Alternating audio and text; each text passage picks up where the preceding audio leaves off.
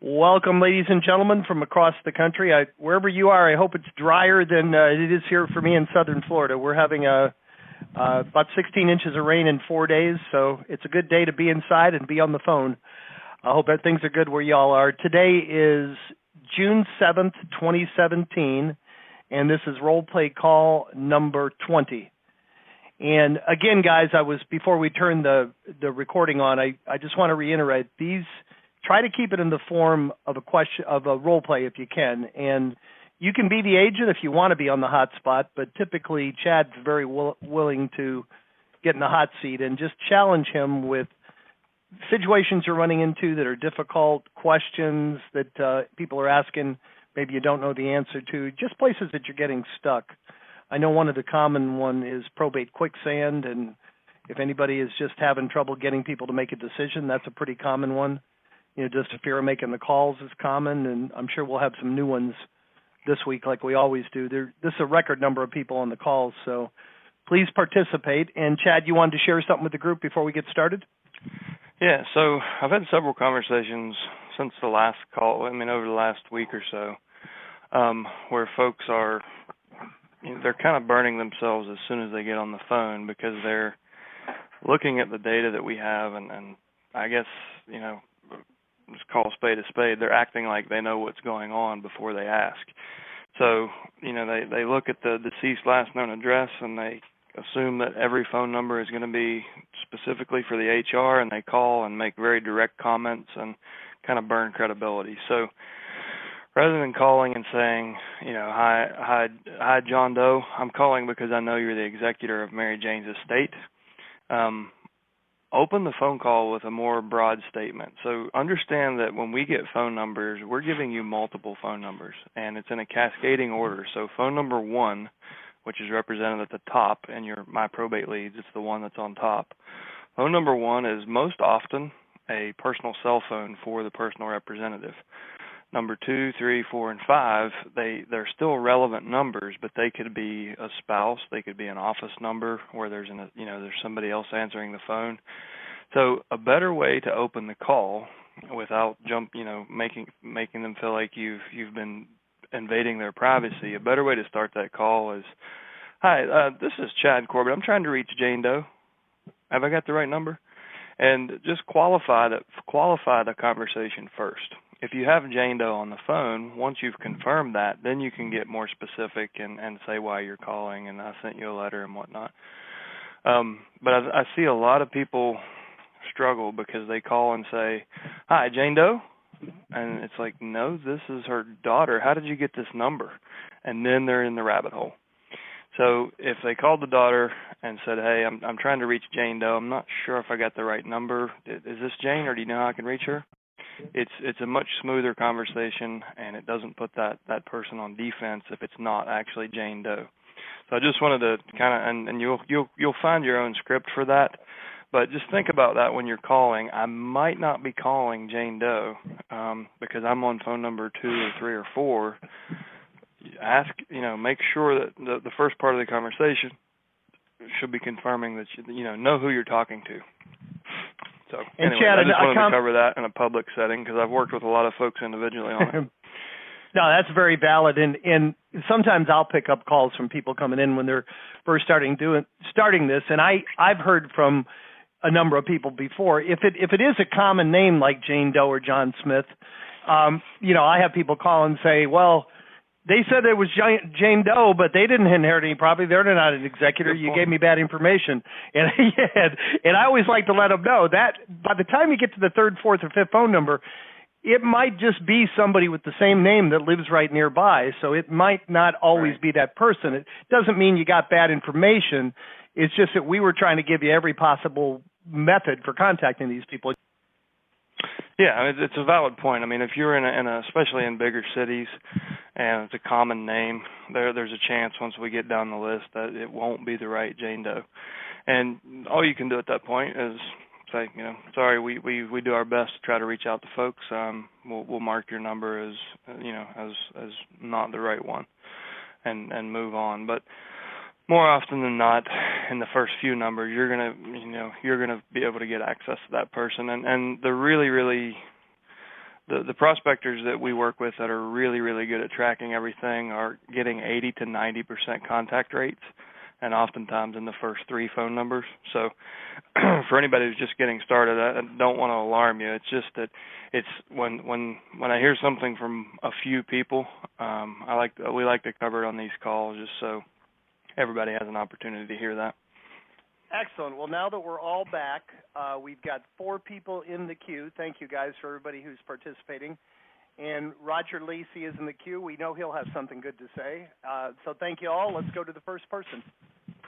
Kelly, you're up first. Phone number ending in 8951. Hi, this is Kelly from Louisville. Hey, Kelly. Thanks for participating. Sure.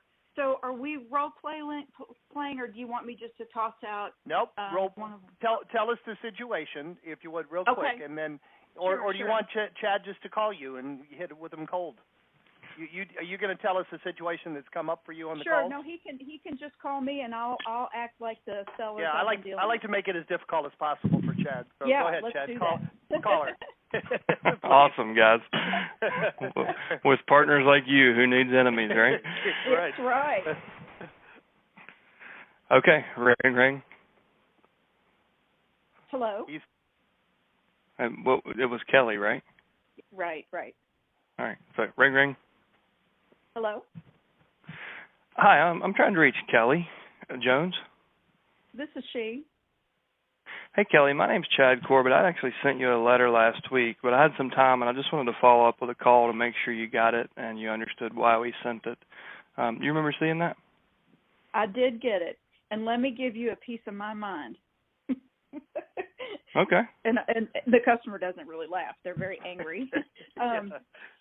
How did you get my information? How dare you use my father-in-law's name in the letter?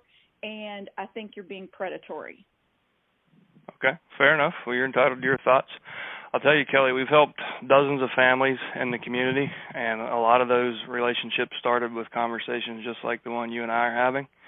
What they found is when they really understood what we were actually doing, they were pretty grateful to have heard from us and to have gotten the letter. So I'll just kind of help you understand. You asked a few things there. We actually have gotten really good at helping families in the probate process. So as part of that, we've gotten really good at doing research. So we go to the courthouse each month, and we proactively reach out to personal representatives because we know we can make a difference in the community. So your name was on the list, and we we reached out to you.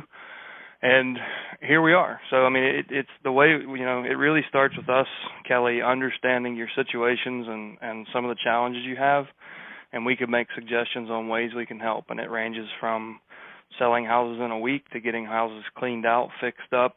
Sometimes houses aren't even involved. We help people reinvest, move investment portfolios, plan for future so you don't ever have to go, your family never has to go through this again.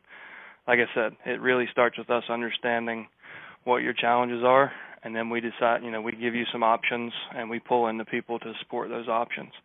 So what's the biggest challenge you're having now other than me sending you mail that offended you?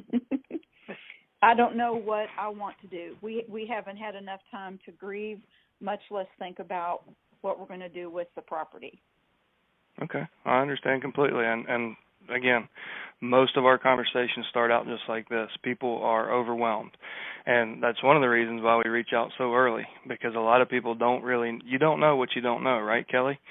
So That's you right. don't know that there's somebody right here in your backyard that can completely empty out a house and you never have to lift a finger. You don't know that they know everybody in town that can sell those personal property items for the top dollar. You don't know that we can get you usually 20 to 30% more than all the postcards that are laying on your coffee table right now offering to buy your house and close in a week. You don't know those things. So we reach out early, and we're proud of what we do, and hopefully we can sit down for 15 or 20 minutes and kind of help you understand the full scope of what we can do. And most people breathe a sigh of relief once they realize we're doing the right things for the right reasons, and we can take control and take a lot of that off your plate. So we meet with folks on Fridays and Mondays, and I have one spot this week on Friday at 3 o'clock. If that works for you, I could drop by. I'll have to talk to my sisters about it. Okay, I understand. Well, I'll go ahead and give you on my calendar. I'm going to put you on, and I'll mark it tentative. If I don't hear from you by, let's say, Thursday around lunchtime, or I'll give you a call on Thursday around lunch. Do you think that's enough time to talk to them? Yeah. Okay, so I'll speak with you on Thursday afternoon, but I'll go ahead and mark that on the calendar for you guys. If you speak with them before then and something comes up, or they don't like tall redheaded guys, just let me know, and I won't be over there. Well, I'm a short redheaded woman, so I think that'll be okay. All right. Well, there's our rapport. I mean, you got to trust me now. We're both gingers. So, well, Kelly, real quick before I let you go, so I can do some homework. Is it okay if I ask you a few questions about the property and kind of the overall situation, so I'm more prepared for our appointment? Okay. All right, and then I'll break script. That's pretty much a real life conversation. So I turned the ship, and I'll kind of go through what I did, and we've covered this on previous calls. So I validated the way you feel. I tied that to how other people in the community feel, and then I showed you where you might be wrong. And then I slowly turned the conversation around. So feel, felt, found, and then I hit you with a question, and it was an open-ended question that you engaged immediately off of that, and they will too. So the question was, what's the biggest problem you have right now other than me sending you a letter? Right. And you immediately answered, and that's exactly how because you change you interrupt their state, and they go from being pissed off and processing everything you just threw at them to oh he just asked me a question, what's my biggest, and you went immediately to venting. It's too soon, we don't know where to start, and that's usually what will happen. They'll spill the entire story on you. So if you can keep your cool, and you can understand that you're talking to that person's ego, not necessarily to that person. And they're saying, what they're really saying to you is, Kel, I don't know who the hell you are. I don't trust you. I'm in a really stressful situation, and I'm curious about this, but they're not going to engage with you too deeply until you can break through that. So it's your job to keep your head cool and understand the position they're in, and use that to your advantage. So reset their state with that question and get them into more of a conversational state where they're not on defense. And if you can make them laugh, it's even better. But sometimes it's so abrasive, humor's not even an option. Right. But just slowly turn that around and turn that objection into a conversation. Right. That was very helpful. And something to tack on to the end of that, what has been everyone's experience with people who say, gosh, I'm on the do not call list. How did you get this number? Has anybody else come across that? Chad, you there? Yes. So if they are on the DNC, and that's something that we're currently taking steps to make sure that you will know that they're on the DNC before they tell you. If they are on the DNC, you can say, I have an assistant, and she pulled this number. I'm terribly sorry that we called you. And that's about all you can do.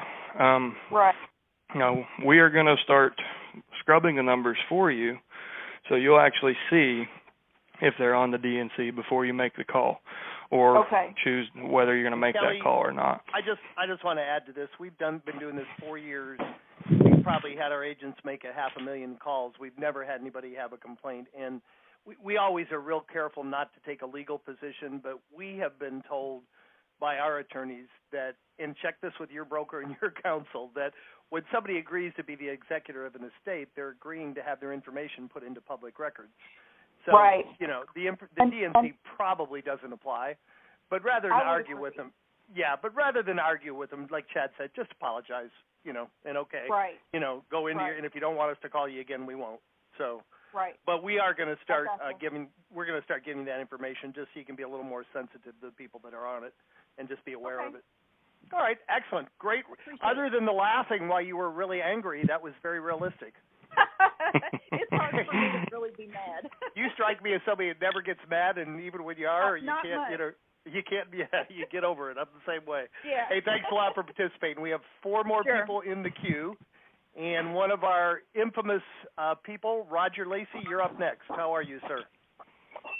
Oh my gosh, I'm hanging in there. Thank you very much. I raised my hand in there during the power outage just to see if I could get attention, but I didn't then, and I got it now. So hope everybody's having a great summer, and I really don't have anything to add. Why would I want to try to second-guess Chad Corbett? You taught me. For those of you that don't know, Roger is one of our most successful agents. He's certainly percentage-wise for the leads he gets and the results that he gets, he's remarkable, but he really treats this, he really does it the right way. You know, he sends letters, he follows up, and he really treats this like a separate niche of his business. And you've done a great job, Roger, so thanks as always for any words of wisdom you want to share with the group before we move on to the next one? Yeah, this is. I'll share those who are new to the service, new to the process. Get over your fear of prospecting. Get on the phone and get the black eyes, the bloody noses. Learn from Chad's things. Listen to what's online through the Facebook postings that the service offers. That these guys do such a great job on. It's there 24 hours a day, and sometimes I'm sitting there getting a little depressed during the day, and I go, break, let's go do something different. I'll listen to a mastermind call or a interview call like this done, and it just kind of re-energizes me, and then I get off the adult beverages and start again. Well said, my friend. Thanks as always. We appreciate it. We got 3 more people in the queue. Phone number ending in 3172. You're up next. Are you there? Wireless cell phone 3172. Phone number that ends in 3172. You should be able to hear me. Are you there? All right. Well, we're going to go to the next. Is this a role play scenario? Bueller. So. Nobody. Bueller. All right. Well, sorry about that. If you could hear us, we can't hear you. We're going to go to the next one, and please hit *6 and hit pound again if you can get back in. All right. Peter, phone number ending in 2003. You're up next. Yeah. Hi. Thank you. This is Pete. I'm in the Tampa area, and I had come across your service through Vulcan, which I subscribe to. I'm a real estate agent. I'm brand new to this, so I'm just kind of not even in the system yet, but I thought this would be a good call to listen to. Not so much a role play question, but what is the response when you are coming from a place of being a full service real estate agent versus an investor and that sort of scenario? I know Chad's kind of touched on it on some of the YouTube videos I've heard. So I touched on it in the last role play call too. If you notice, I said, and I apologize, you don't know. I wasn't on that one. Oh, okay. So part of that statement as I was winding down was you don't know what you don't know, and you don't know that we're not like the other 25 postcards on the coffee table. Yeah. You don't know that we're going to sell the home for more money. You don't know that we're going to represent your best interest and have a fiduciary responsibility to do so. So you work things like that into the conversation, and you'll know once you meet with us, once you understand what we do. And that was in kind of a hostile conversation, just to put it in context. And most of them are. No, they're not. They're less than 1% of them are. Very few. And that's the perception. Guys, everybody, I call it the lightning strike objection because it's just like lightning. We're all terrified of it, but do you know anyone who's ever been struck? Like, there's so few people actually get hit. And I had a lady share a voicemail with me that I just couldn't believe how, I mean, this lady cussed her till a fly wouldn't light on her. So it happens. Like, it is out there, and some of us are going to hear it. In all of my experience doing this, I got hit once, and it was by a realtor in my market.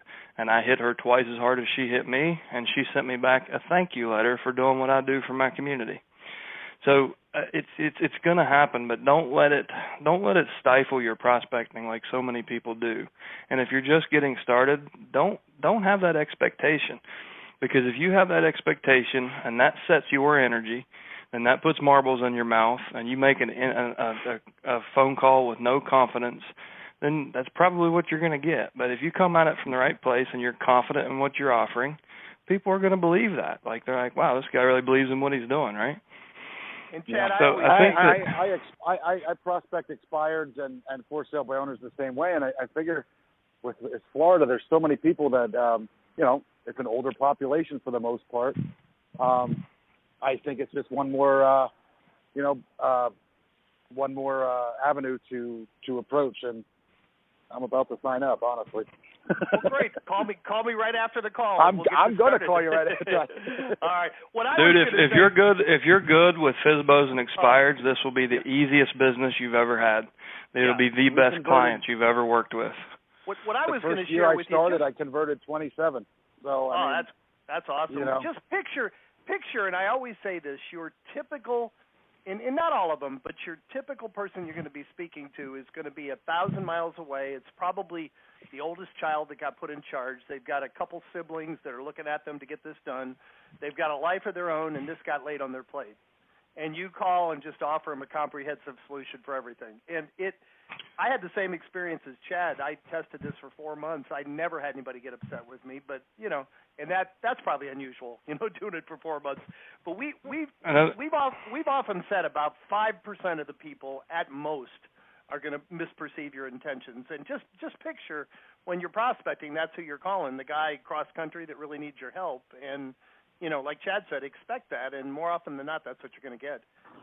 Yeah, and I can just add in closing, I was just going to say, the expired and the for sale by owner market, because we're in a tight market like a lot of places are, you're getting 60, 70 phone calls from everybody and anybody. So if this is an elite club that you basically have access to, I think it's one more, like I said, bullet to put in the gun kind of thing, and see where it takes you. Absolutely. That's probably a very, very bad way to put it. I apologize. There might be better ways to put that on the phone. Yeah. Well, of course I wouldn't say that, but yeah. How about tools in your tool belt? One more trick in your bag. There you go. Tool in your tool belt. There you go. Okay. Hey, thank you guys. Thanks, Peter. We'll talk to you soon. We have 2 more people in the queue. Phone number ending in 0266. You're up. Hi, this is Ray in Panama City Beach, Florida. How's everybody? Hey, Ray. I spoke to you yesterday. How you doing, sir? I'm doing terrific. I hope you are. Excellent. I heard earlier in the conversation that that the good prospectors get 80 to 90% contact rate. Could you explain to me what that means? How are you using the term contact? Well, it's so of the contact, I guess, of the contacts, the conversations they have, 80 to 90% of them are with the people they were reaching out to try to reach. So if you're looking for Jane Doe representing the estate of John Doe, and you call all 5 numbers and you get to speak to the right Jane Doe, 80 to 90% of the time we will give you the number for the right Jane Doe. Okay, so it's now whether or not Jane Doe returns voicemail or answers your phone calls is different, and that's usually. And that if you remember in the fast track training, I recommended a certain set of prospecting blocks to call to raise the likelihood. If you call during those times, you usually get about a 2-to-1 contact rate. So about you'll speak to about 50% of the people you call during those times. I'm not there yet,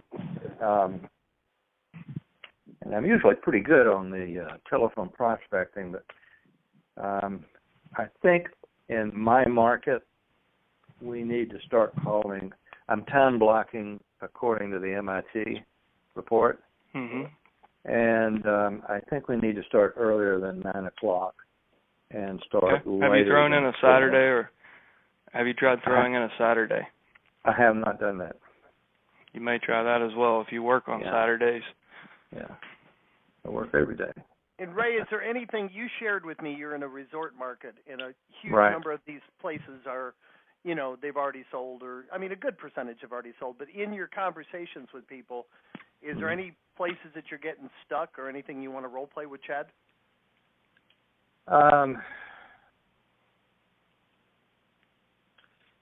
Yeah.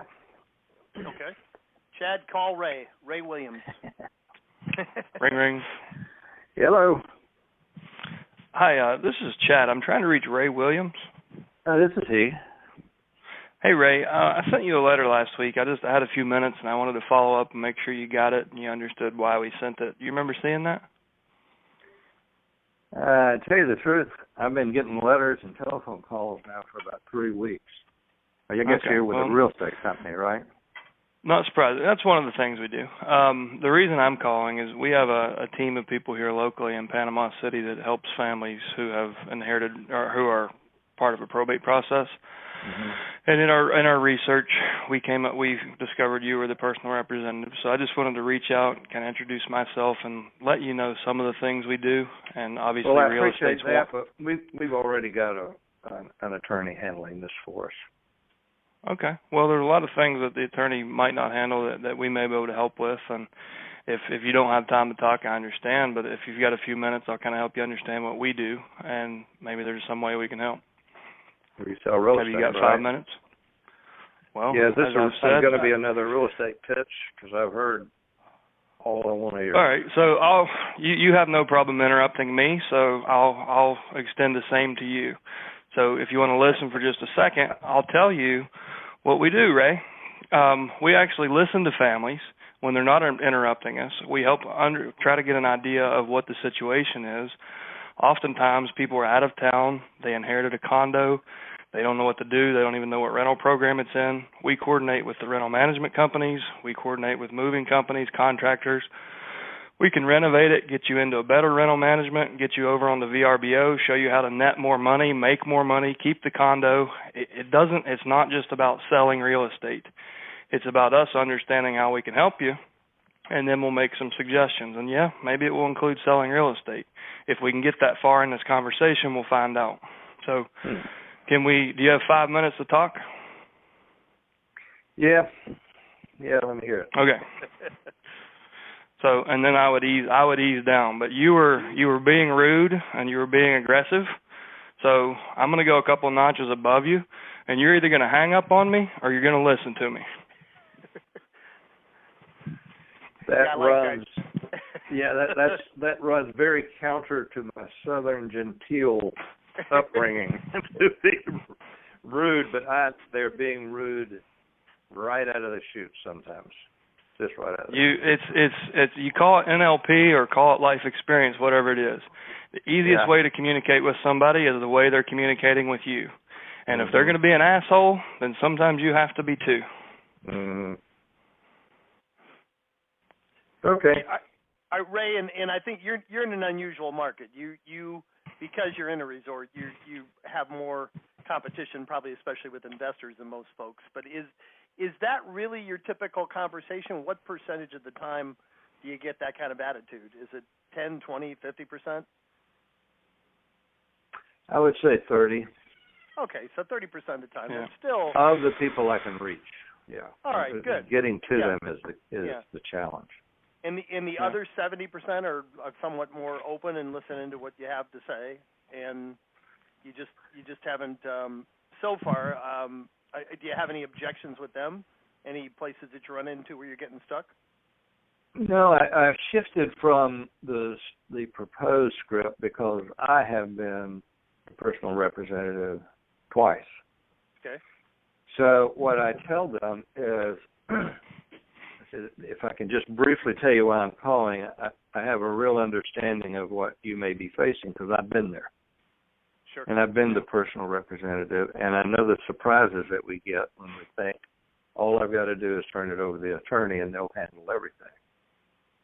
Right. And then we make these discoveries. There's a whole lot of other things that need to be handled.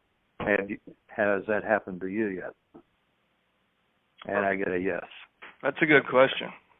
Yeah. That's really good.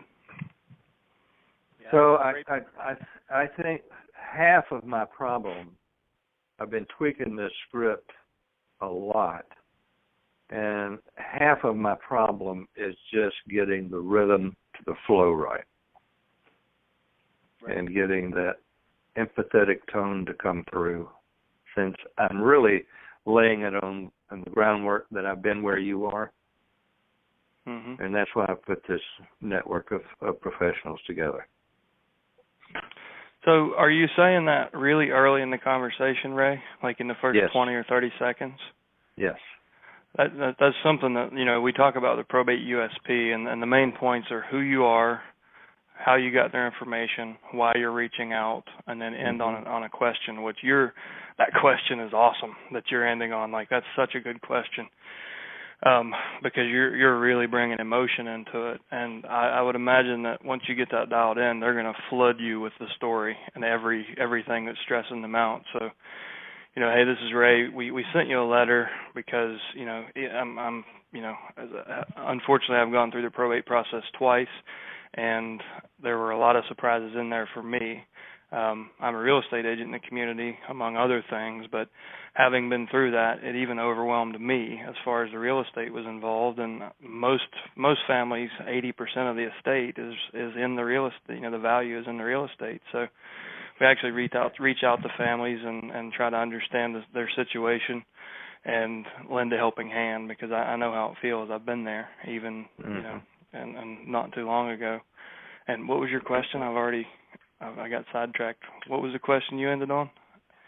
You said there were surprises. Has that happened to you yet? Yeah, that's such a good question. But I would, get it out early, and while telling them how you got their information. We go to the courthouse and we reach out proactively, because boy, do I wish somebody would have done that for me. Yeah, a lot of surprises. Yeah, once I started using that question, and that's just been this morning and yesterday afternoon, I'm getting much more positive responses. Some will just say, well, what kind of surprises are you talking about? Perfect. That's an engagement. Mm-hmm. That's one of the best questions I've heard in 2 years of coaching people, so run with that. Because it's such an emotional question. If you haven't felt that stress yet, well, you're painting the picture of it hasn't happened yet, but it's coming, and you got a guy on the phone that knows how to deal with it. And you were talking about how in the training you stress who I am, how I got your number, and why you're calling, or why I'm calling, and then you asked me when I was asking this question, are you implying that I need to ask it at a different time than early on? No, I was confirming that you're doing this early on. Yeah. Because it's such a great engaging question. It's hard to think of a way that they're not going to engage in the conversation other than hanging up on you. Yep. The worst case scenario is what you just now said. Well, what problems? What are you talking about, Ray? And then you can kind of paint your picture and say, well, I'm a licensed real estate agent, and I didn't know X, Y, and Z, even though I spent 90 hours in school. I had no clue that this worked that way. And and just start to paint that picture and show them that you're going to need some help, and your attorney's not going to have your back unless you want to pay him $200 an hour to take time away, to do work outside of the scope of what he's getting paid to do, just the probate file. So I'm willing to offer you a helping hand. I'm not charging you anything up front. I don't get paid unless I do what I promise. And honestly, 80% of the help I provide to you is I'm not going to be directly compensated for. But it's something that I do, and it all comes back to me. Got it. So if we're, renovating the home or getting it cleaned out, I don't really make any money on that. It's just part of my service. And you can kind of start to paint that picture of the broader scope of what you're offering. Okay. Has anyone come up with a way of leveraging the attorneys? I've called a couple of attorneys, and they're pretty abrupt in their conversation, and one of them even said, you shouldn't be involved in any of this anyway. You're not an attorney. You know what? We've got one more person in the queue, but let's role play okay. that. No. Sorry to take up so much time. Don't worry about. We're going to get to everybody. But I was just going to say, why don't we role play that? Chad, you want to be Ray? You be the attorney, and Chad will be calling you. Go ahead. Okay. Hello. Ring ring. Hello. Hi. I'm trying to reach Ray Jones. This is Ray Jones Esquire. Oh, sorry about that. I've left the Esquire off, Ray. Hey, Ray, this is Chad Corbett, and I don't know if you've seen my stuff around town. We're a local real estate team here in Roanoke, and a large part of the market that we help are families going through the probate process. And as part of that, we do research at the courthouses, and I keep seeing your name. It looks like you guys are doing a lot of the probate business, and I just wanted to help kind of reach out and introduce myself and help you understand that there's somebody here in the community that can probably help you guys deal with a lot of the things that aren't really legally related to the probate, but we can use our network to really help you and your clients kind of streamline the process. I just wanted to see, is there maybe 5 minutes today or tomorrow that we could grab a cup of coffee or just meet in your office? Well, what would you want to talk about? About what I just said. I just wanted to kind of help you understand what all we can offer, and I think once you understand that, you'll see where we might fit into a lot of your probate cases, or we can take a lot of that, a lot of stress off the families and ultimately off of your business. Look, I don't want anybody messing with my clients, and I've got it pretty well handled. I appreciate you. All right. Well, we'll be reaching out to your clients anyways, because that's one of the things that we do. I just thought that if we could collaborate, we could probably make your client's life a little bit easier. You're specializing in probate, and we're helping more and more families, and we plan to continue to do that. So I just thought we should know each other. It's just more of a professional courtesy. I thought I would reach out and introduce myself, and if you don't like what we're doing, so be it. We're still going to do it. But if you've got 5 minutes, I'd love to buy you a cup of coffee. Okay, you sound like you could be an ornery ass just like the rest of us attorneys, so why don't you drop by tomorrow? Okay, sounds good. I look forward to meeting you, Ray. All right, see you. Good job. What we often say is and it's very true. The attorneys, it's probably the only or one of the few things they handle that they don't bill hourly for. It's usually a flat fee. So the more you can convince them that you're going to get this off their plate, get them paid, and let them move on to the next one, without having to take care of a lot of hand-holding and babysitting, the better. Once they understand that, they've got a friend. When you first call them, it's just somebody else trying to sell them something. So, yeah, Chad did a good job with that. That's great. Yeah, thank you. All right, you're very welcome. Anything else, Ray? Nope, I'm good. Right. Thank you. Thank you so much. Our last great contributions, Ray. Thank you. Yeah, they were both awesome. You're going to do very well with this. That's my prediction, buddy. Hang in there. Thank you. All right, the last person for today is phone number ending in 4898. We saved the best for last. No pressure. Great. This is Terri. I'm in Albuquerque, New Mexico, but I do calls out of Spokane, Washington for Karen Shaw. Oh, nice.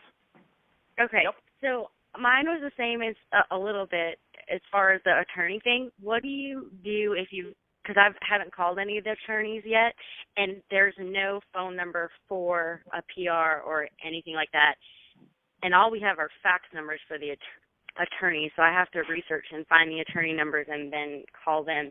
If you still run into that same situation and we can't call a PR, do you just let it go or what?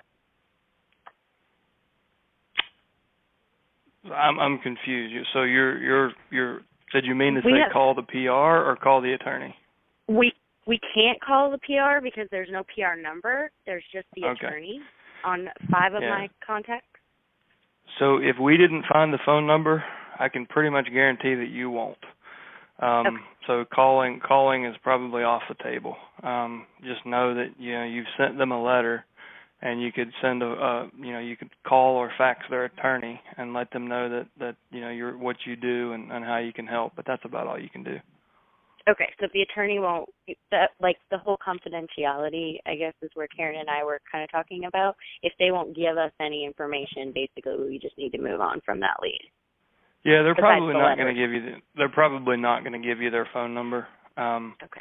The best shot is to impress the attorney and hope that he'll pass along your phone number so they call you. Okay, perfect. And then my other one that how do you dive in when they don't have real estate to sell? Because Karen's like, well, we're missing the boat. Everybody's been super nice, but we're missing the boat in the sense of, because you said there's so much money usually per person per se, as a rough idea, like helping them reinvest that money. But do you wait until another phone call to dive into that, or? I wouldn't, because I believe it's in their best interest to start planning as soon as possible, because most people don't. So statistically, they've got $177,000 on the table, and what do most families do with that? They go out and, once it's distributed, it gets broken up into smaller chunks, and you're like, well, it's only $50,000. I could use that new Ford pickup. Where if you showed them ways to reinvest it, so before it burns a hole in their pocket and gets spent somewhere else, I think you're better off at least trying to get them set up with a conversation with your advisor or whoever you're going to send them to, or maybe even talking to them about real estate. So will you role play that? Because I just Sure. don't even know how to go there after they've said there's no real estate to sell, and we can't help them with anything else per se. Sure. And I know your name's not Karen. It is Terri. Carrie. All right. Ring, ring. Hello? I'm trying to reach Carrie Jones. This is. Hey, Carrie, my name's Chad. I actually had sent you a letter last week. But I don't know if you saw that. I was just calling to make sure you got it and you understood why we sent it. Yep, we got it, and we don't have any real estate to sell. Okay, fair enough. You are, if I did my research right, you're representing an estate, right? You're the personal representative? Correct. Okay. Well, real estate's one of the main things we do because 80% of most families' wealth is held in real estate, but it's not the only thing we do. We actually have a team that can help in, so far, any situation that can come up in probate we've been able to help with. So it really starts with us understanding the family's position and their goals, and then we can kind of connect you with the right folks. And sometimes we're directly involved, sometimes not at all. So is this a good time to talk? I've got a few questions to see if I might be able to help out. Yeah, but we have an attorney that's handling everything else. Okay. So the attorney's, he's going to handle everything between the court and the legal aspects of it. Have you guys, have you thought about what you're doing with the proceeds once the distribution happens? Do you guys have a plan to distribute to the family and what you're going to do with that money and how you're going to avoid this situation in the future? Have you guys put any thought to that? No, we haven't really talked about it yet. Yeah, and don't feel bad. Most Americans haven't. 60% of Americans don't even have a will. So one of the things that we try to do with all of our clients is make sure that they don't go through this again. And we've got an estate planning attorney. We have financial advisors. They kind of work as a team that can help you look at your overall picture and decide what's right for you. Maybe you want to reinvest in a college savings plan, or maybe you want to start a stock portfolio. If you want to start a rental portfolio, if you want to buy a rental house, we can certainly help with that. But it's really just sitting down with the team and saying, okay, here's what we've got. What do you suggest? But one of the most important things is we want everybody that we can possibly tell to have a plan for their own estate. So I'm sure you've probably felt the stress and the pain of this, even though it's not a real complicated estate. You're the next generation of your family doesn't have to go through it. And we can, I can set you up with the person to have that conversation with if you want. Oh, okay. That's something to consider. Okay. Well, would it be okay if I share your number? The advisor's name is Mark Lisi, and he will probably give you a call. If it's okay with me sharing your number, I'll let you and Mark figure out the best time to meet. Yeah, that sounds good. Okay. And if there's anything else, please hang on to the letter. We've kind of been talking strictly about finances, but we have senior moving services. We help folks get downsized. We help folks, sell their primary residence and buy a bigger home. Some of our clients in the past that, once the attorney gives a disbursement to them, they're like, you know what, 1,600 square feet's getting small. There's another baby on the way, and maybe we should look to move up. And we've helped several families sell their current home and buy a larger home. So if for any reason there's anything that, you real estate related or probate related we can help with, please hang on to my card and let us know if we can help. Perfect. Thank you. All right. Well, thanks for taking my call, and have a great day. I'm sure you'll hear from Mark in the next day or two. Awesome call, guys. We went a little bit over. We should call this instead of role play. We should call it Stump Chad, because it hasn't happened yet. Great job, Chad. And I really want to thank everybody who participated today. We had some great questions, great role plays, very realistic. We had a couple good, ideas and one-liners from y'all out there, and that's how we all learn, and we keep getting better at this all the time. So I really want to thank you, everybody who showed up, and I always like to end these calls by challenging you. You took 50 minutes to be here today. Take one thing you heard, one thing you learned, something that inspired you.